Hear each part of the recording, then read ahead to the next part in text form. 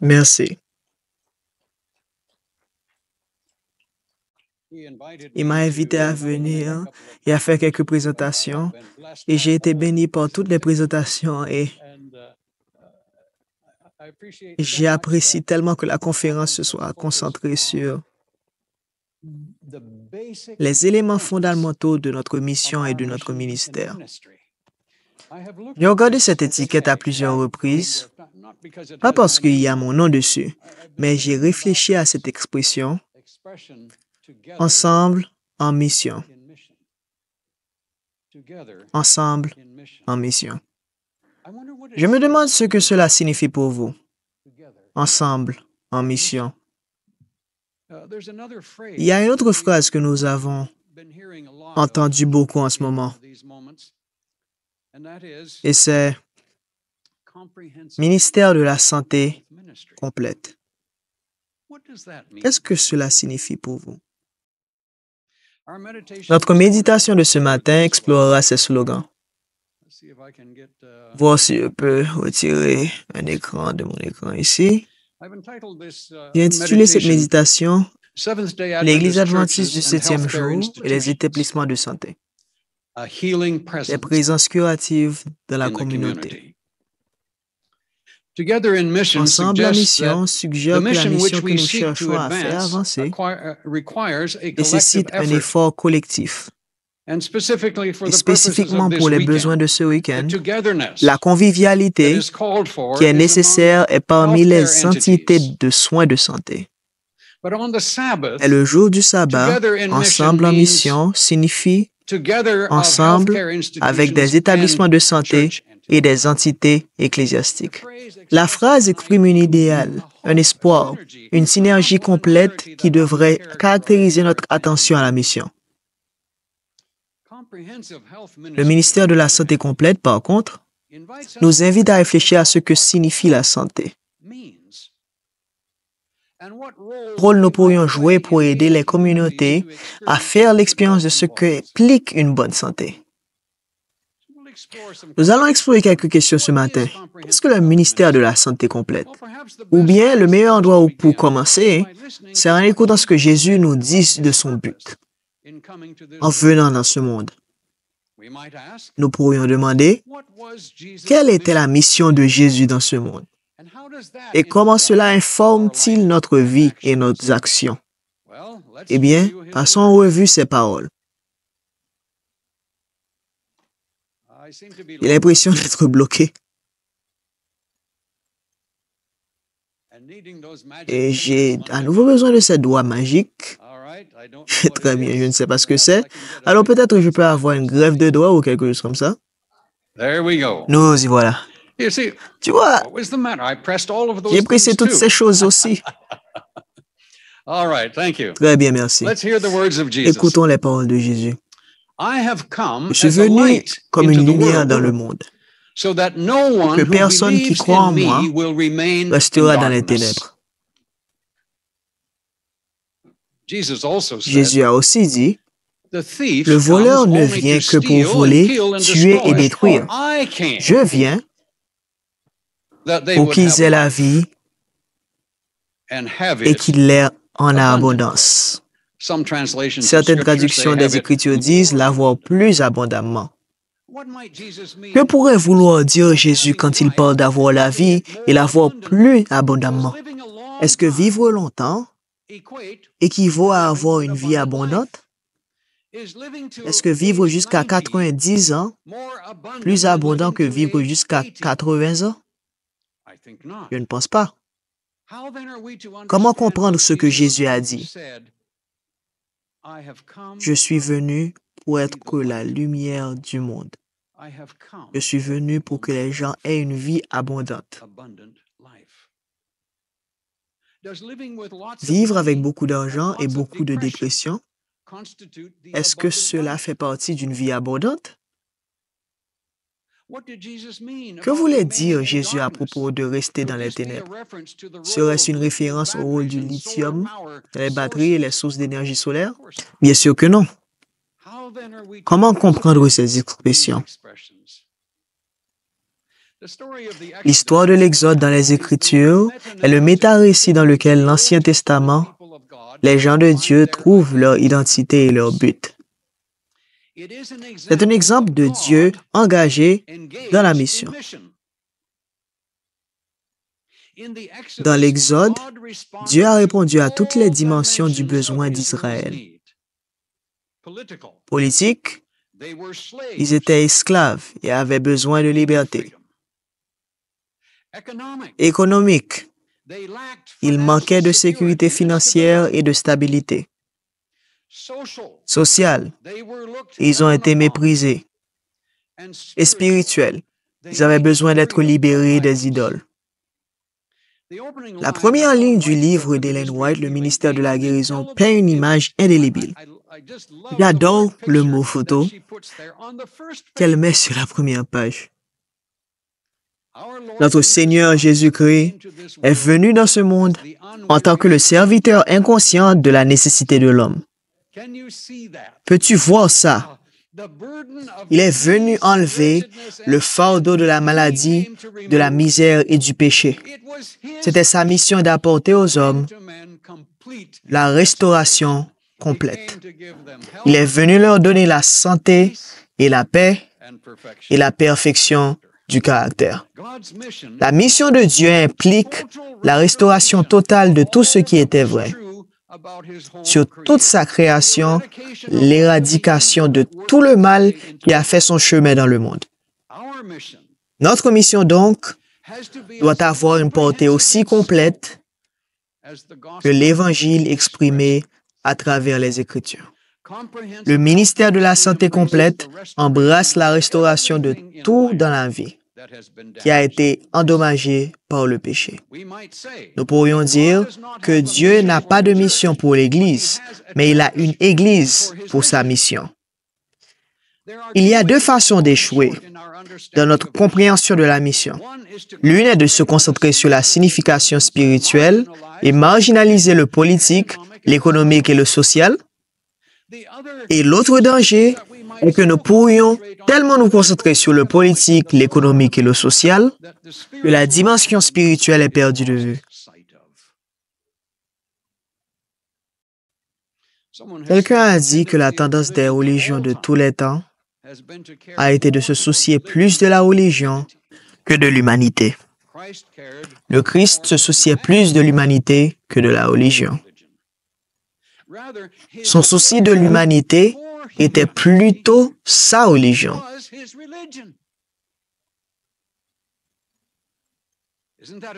N'est-ce pas un défi? Le salut de la Bible parle dans l'ensemble de la vie, des besoins humains. Il englobe les individus et les nations. Il aborde les profondeurs de la personne humaine et l'étendue de la société humaine. Il couvre les domaines du physique et du spirituel, le passé et le présent et le futur, l'histoire et l'éternité, cette vie et le monde à venir. C'est la mission de Dieu. C'est un ministère de la santé complète. Le message de santé est plus que de manger de l'alcool et de s'abstenir du tabac et de l'alcool. Ce sont des perceptions fréquentes par les autres à propos des adventistes du 7e jour. Le message de santé, cependant, implique ces choses. C'est vrai. Comment nous pensons, comment nous vivons, nos rapports l'un avec l'autre et pourquoi. Je viens donc avec une deuxième question que nous devons examiner aujourd'hui. Aujourd'hui, ensemble en mission, qu'est-ce que cela signifie, ensemble dans la mission? Je suppose qu'une prise de conscience de la relation entre le spirituel et le physique, et ainsi de suite, ont commencé à pondre sur moi il y a quelques années. Peu de temps après que moi et ma femme avons déménagé dans le nord de l'Alberta pour commencer le ministère pastoral. Nous avons rendu visite à mes parents. J'aidais mon père à faire les projets sur un peu d'eau. Et c'est arrivé au cours de ce projet, la pince sur le tuyau a glissé. Et la poignée du tuyau Jack m'a frappé ici dans la mâchoire et m'a assommé. et assommé quelques dents, cassé plusieurs os dans mon visage. J'ai été emmené à l'hôpital. Puis j'ai été précipité dans la ville d'Edmonton en ambulance et entré dans un hôpital catholique. J'ai été affecté à la chambre 666. Un jour plus tard, un collègue pasteur est venu me rendre visite dans cet hôpital. Il est venu à la réception en bas et a demandé dans quelle pièce j'étais. Et elle a dit 666 et il a dit « Oh non! » Bien. Ouais, c'était une bonne chose. Et l'infirmière qui s'occupait de moi à mon entrée, elle s'appelait Angel, Ange. Et le docteur qui m'a soigné s'appelait Dr. Lord, Seigneur. Donc, je suppose que tu peux comprendre ça, hein? Il a commencé un train de pensée dans mon esprit à propos de cet endroit physique et l'espace de la spiritualité dans la guérison. Cette expérience a accru la conscience de mon esprit du lien entre la santé et le spirituel. L'Église et les établissements de santé doivent fonctionner comme une équipe. Dans le vrai sens du terme, l'hôpital et l'Église sont conçus pour être des institutions de guérison. Ils n'occupent pas la même place ni la même règle, mais ils sont dans la même entreprise de réparation, de réhabilitation, de restauration, réorientation et revigoration. Dynamiser la vie avec un sens et un but. Alors, ce que je veux faire pour l'équilibre de nos moments ensemble est de suggérer, tout d'abord pour l'Église, quelles sont les façons dont nous pouvons améliorer et développer le ministère de la Santé. Un docteur que vous connaissez bien, Charles Marcel, tu sais, a pris toute l'énergie de tout ce que je peux faire, c'est souligner ce qu'il a dit. Et puis nous parlons pendant quelques instants sur ce que l'établissement de la santé peut faire, alors que nous avançons ensemble dans la mission. Donc la question est, que peut faire l'Église pour démontrer, ensemble en mission, et embrasser le ministère de la santé complète? J'ai plusieurs réflexions à vous offrir. Le premier est de proclamer tout l'Évangile. Assurez-vous que la grâce est plus grande que la culpabilité. Un des membres d'église de mon église d'origine m'a parlé le dernier sabbat. J'ai vu qu'il était profondément troublé et donc je suis allé lui saluer. Et au cours des salutations, il a dit que je ne sais personne à qui parler. Et j'ai dit, écoute, je suis occupé cet après-midi, je viendrai demain et nous parlons. Et donc, dimanche dernier, je suis allé chez lui et j'ai dit, qu'est-ce que tu aimerais partager? Avez-vous des angoisses, certaines choses qui pèsent vraiment sur votre conscience? Il a dit, je n'ai pas longtemps à vivre. J'ai réalisé que c'était un malade. Il a dit des problèmes qui... Oui, je sais ce qui va lui arriver. Il le sait aussi. Il a dit que je pensais à l'avenir. Je pense à ce jour là-haut. Et je pense à certaines mauvaises choses que j'ai faites dans la vie. Ça pèse sur mon esprit. J'ai dit, avez-vous entendu parler de la grâce de Dieu? Sais-tu ce que Jésus a enseigné et pratiqué sur le pardon? Et maintenant, il a commencé, il a été enterré. Nos péchés dans les profondeurs de la mer. Il a dit que ça aide vraiment. Ça aide vraiment. Alors, je dis à mes frères et mes sœurs qui Ils sont impliqués dans l'écriture, qui enseignent et proclament. C'est trop facile pour les membres de la communauté religieuse de penser en termes de salut. Cela est basé sur la performance, plutôt que la réponse à la performance. Pour de nombreuses personnes, l'Évangile est avant tout un programme de gestion du péché. Et des membres adventistes du 7e jour ont des inquiétudes à propos du jugement. Au sein de notre communauté de foi, dans nos familles et nos congrégations locales, n'avons-nous pas vu le pouvoir destructeur de la peur concernant l'incertitude du jugement sur Dieu et le salut, l'arrogance qui accompagne souvent le fait d'avoir la vérité, l'insécurité d'un foi extérieur, du comportement conformiste plutôt qu'une relation toujours en développement avec un Dieu trinitaire.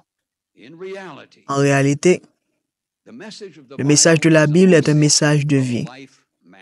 Le salut n'est pas seulement le pardon,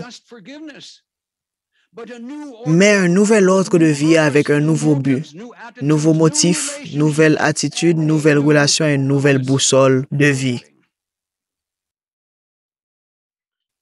Le royaume de Dieu, une fois pleinement réalisé, signifie justice pour les opprimés.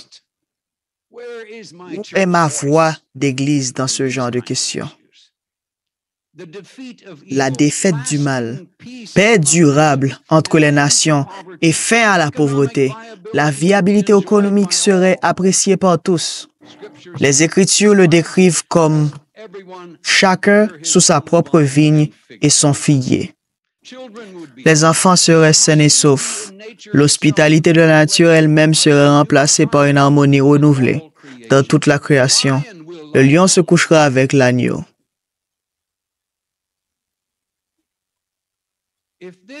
Si cela devient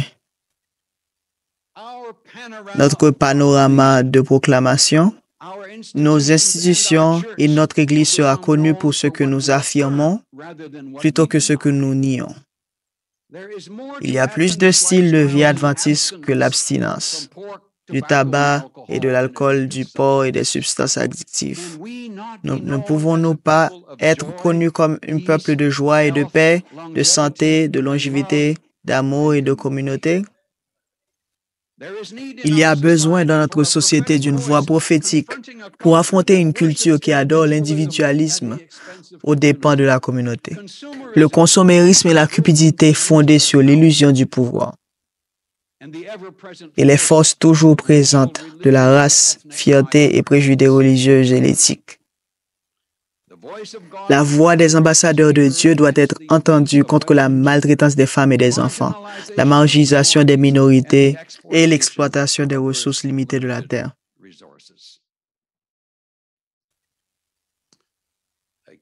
Je continue à recevoir des messages sur mon écran ici.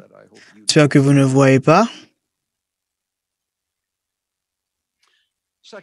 Deuxièmement, nous avons dit proclamer tout l'Évangile. Deuxièmement, je peux vous dire que l'Église peut vivre, pas seulement proclamer le message de santé. L'intégralité devrait être l'un de nos marques de commerce et quelque chose pour lequel nous sommes connus. Nous devons devenir des experts dans la démonstration des relations humaines dans le vrai sens du terme. L'Église et l'hôpital sont connectés dans un continuum de soins pour l'ensemble. L'Église est appelée à être une communauté de guérison.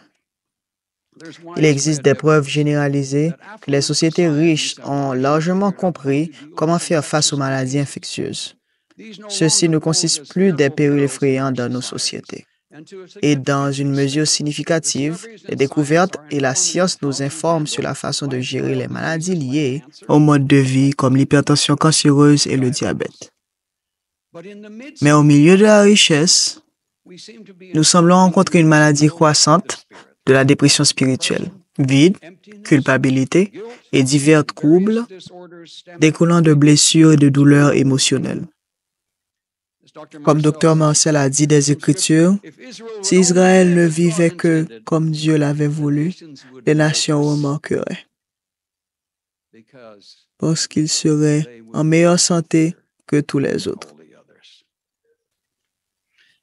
J'ai une belle-fille qui est un médecin urgentiste et elle a fait remarquer encore et encore que si les gens ne suivaient que les principes de base de la vie, mon travail serait beaucoup moins.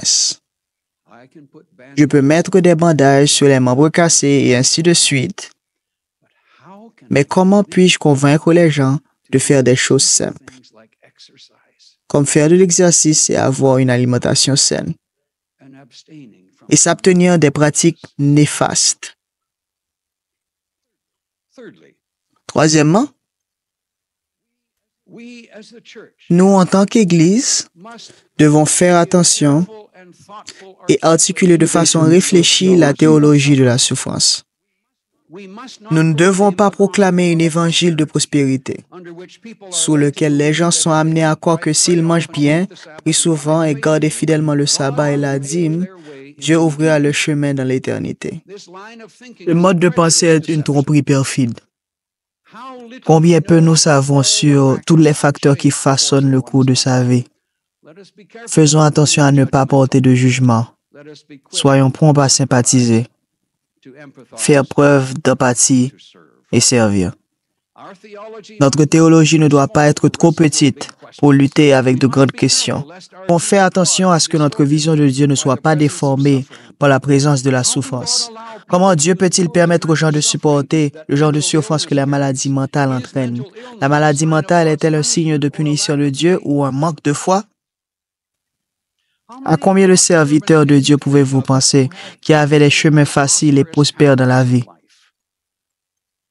Hébreux, le chapitre 11 présente une liste de quelques géants de la foi. Personne n'a eu la vie facile. Après avoir énuméré plusieurs personnes par leur nom et résumant leur foi, l'auteur continue en décrivant d'autres qui ont été torturés, eu des procès de moquerie et de réprimandes, enchaînés et emprisonnés, ils ont été lapidés, ils ont été sciés, ils ont été tentés, ils ont été tués avec l'épée. Ils erraient dans les peaux de moutons et de chèvres, étaient démunis et affligés, tourmentés, dont le monde n'était pas digne. Ils erraient dans les déserts et les montagnes, dans les barrages et les grottes. Et ils ont fait ça par amour pour le Seigneur, Jésus-Christ. Ils ont éprouvé de la souffrance, mais ne le considéraient pas comme une souffrance. Quatrièmement, comment l'Église peut-elle faire une différence dans un ministère de la santé complète et ensemble en mission? Je dirais pratiquer le bon voisinage. Sortons de l'Église et dans la communauté. Nous devons remarquer les besoins et agir de manière soulagée de la souffrance. Nous croyons parfois que la façon de terminer le travail, c'est avoir une autre réunion à l'Église. Au lieu de cela, nous devrions penser à être dans le monde plutôt que d'en se retirer. En effet, les chrétiens sont appelés hors du monde, mais aussi sont envoyés dans le monde. La dure vérité de tout est que le monde ne peut pas commencer à croire dans la réalité d'un Dieu invisible, extravagant de miséricorde, somptueux de bonté, déterminé à réconcilier et restaurer la création, jusqu'à ce que nos églises soient des objets vivants de leçons d'objets de cette chose même. Dans ce genre de culture, chaque église locale a besoin de se voir comme un établissement de santé. Soins de santé à l'hôpital peut s'appuyer fortement sur la science de la médecine. Soins de santé de la communauté s'appuient fortement sur la science de l'amour, pardon, grâce et compagnie.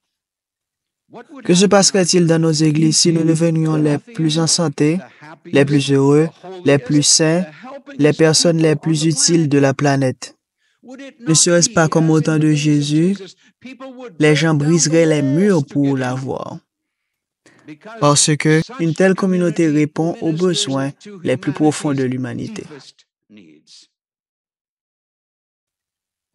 Notre identité se trouve dans notre esprit, nos émotions et nos attitudes. Une jambe cassée n'est pas la même chose qu'un esprit cassé. Et l'Église est appelée à servir les esprits brisés. Nous atteignons la santé intérieure grâce au pardon, et par l'amour, et par la communauté. Le pouvoir de l'amour de changer les corps est légendaire.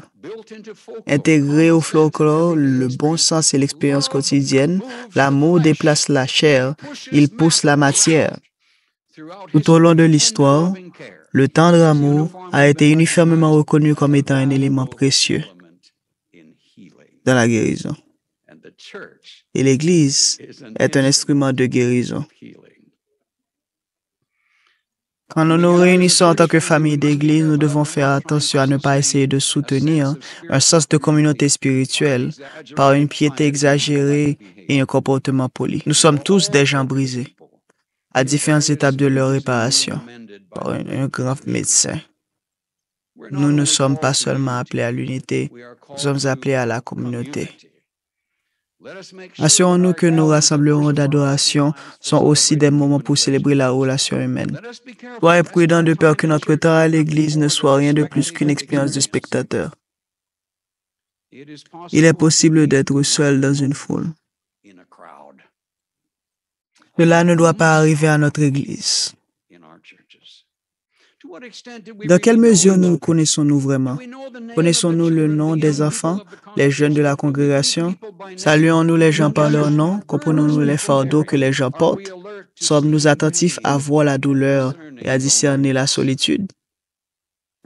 La gentillesse et l'utilité pratique est un ministère que chaque membre d'Église peut donner à un autre.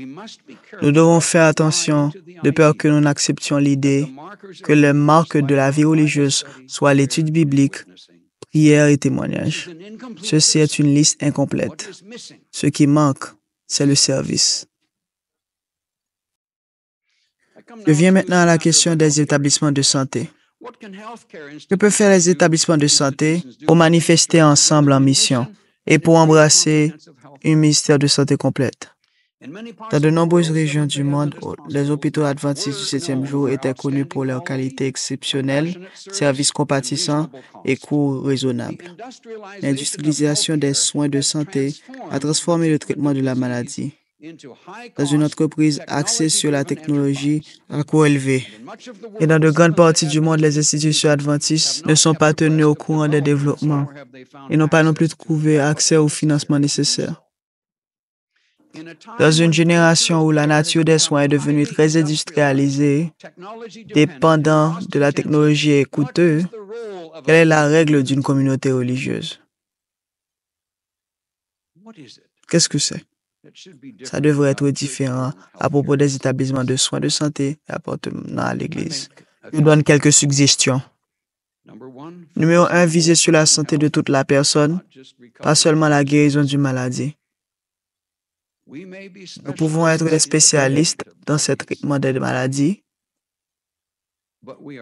mais nous sommes avant tout des défenseurs de style de vie. Déclaration de Jésus, je suis venu qu'il pourrait avoir la vie plus abondante. Conduit le travail de santé chrétien à se concentrer pas seulement sur l'éradication de la maladie et de l'inconfort, mais pour accorder une attention particulière à tout qui améliorera la vie. De guérison est étroitement lié à tous les desseins rédempteurs de Dieu. Maintenant, nous devons être très prudents de ne pas exploiter la vulnérabilité des patients comme des occasions d'imposer notre vision de la spiritualité. Mais en même temps, nous pouvons donner aux gens des raisons d'espérer. Nous pouvons donner aux gens des raisons d'être heureux.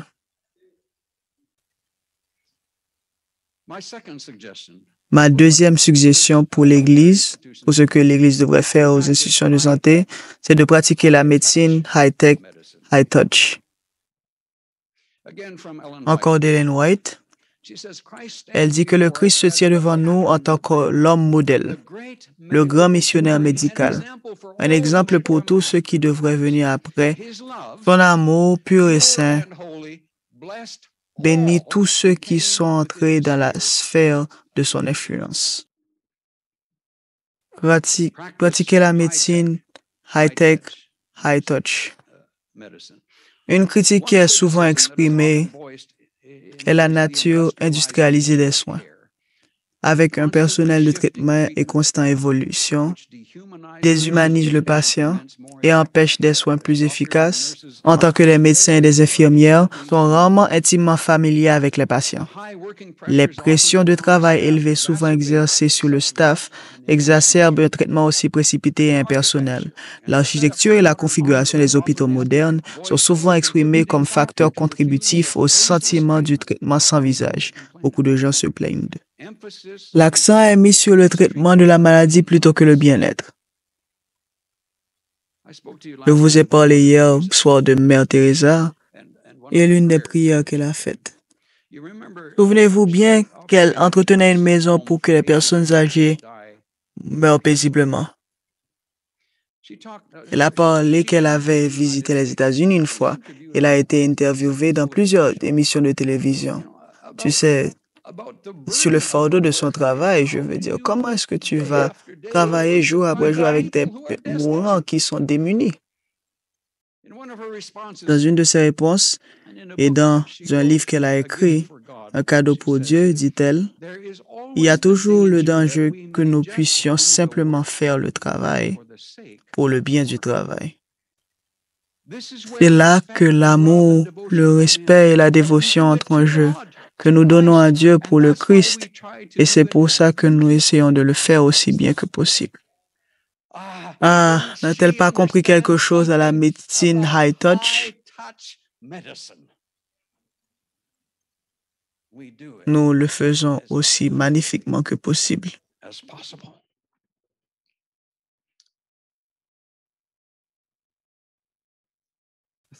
Troisièmement, dans tous nos établissements de santé, nous pouvons plaider pour la confiance spirituelle. L'une des idées clés que les chrétiens apportent à la médecine, c'est la compréhension que nous sommes tous les deux créatures spirituelles et physiques. Tout au long de nos vies, nos corps et nos âmes sont constamment affectés et être affectés l'un par les autres. Et pour une maladie à la fois physique et spirituelle, le remède doit l'être aussi. Les établissements de santé ne sont pas des églises, mais ils peuvent être des moyens très efficaces de diriger les gens vers une foi et une communauté de foi. Nous ne devrions jamais avoir peur ou être réticents d'identifier nos installations comme étant adventistes du 6e jour, renforçant ainsi la mission de l'Église dans l'ensemble. En ce qui concerne la mission spirituelle de l'Église, notre ministère de la Santé prépare le sol et sème des graines. Ce n'est pas principalement une machine à récolter. Pourtant, il y a plusieurs façons dans lesquelles un établissement de santé peut promouvoir la spiritualité, à travers des affiches sur le mur, les témoins silencieux sur la santé et les pensées positives, à travers la littérature, par la signalisation de l'institution, par le biais du programme d'aumônerie et une chapelle dans l'institution, avec possibilité d'un service de dévotion tous les jours. Et qu'en est-il de la fonctionnalité du sabbat dans un établissement de santé adventiste du 6e jour? Sont-ils marqués, nos jours de sabbat dans nos institutions, marqués principalement par des choses que nous ne faisons pas? Ou y a-t-il quelque chose qui peut être ajouté au sabbat, à l'hôpital? Peut-être une petite gâterie supplémentaire à l'heure du repas. Peut-être un culte dans la chapelle. Tu vois, quand Jésus a parlé de laisser briller ta lumière, il fait référence à ce que les gens voient en nous, plus que ce qu'ils entendent de nous. Les disciples de Jésus fournissent à la fois les démonstrations de proclamation de vérité. Nos hôpitaux sont des endroits où nous démontrons les enseignements de Jésus. Et cette démonstration peut bien éveiller le désir d'entendre la proclamation.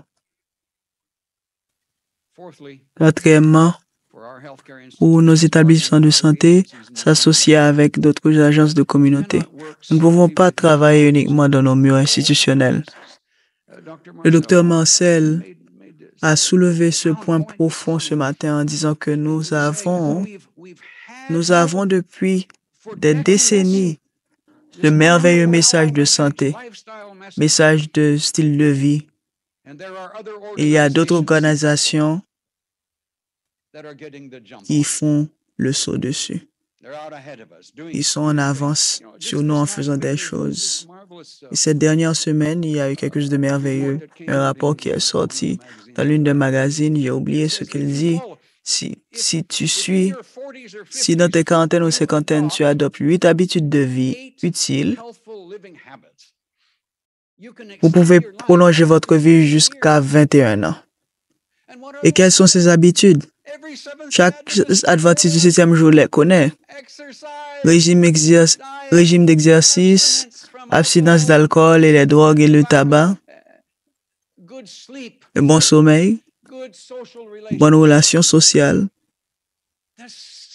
Les choses les plus simples ont les résultats les plus spectaculaires. Et nous devrions être disposés et soucieux de s'associer avec d'autres dans la communauté qui font ces choses. J'arrive au 5e. L'image de marque mondiale de la santé des adventistes du 7e jour. Établissons la conscience du marché de notre identité dans le cadre du réseau mondial de l'organisation, engagé envers l'excellence dans la présentation des soins de santé.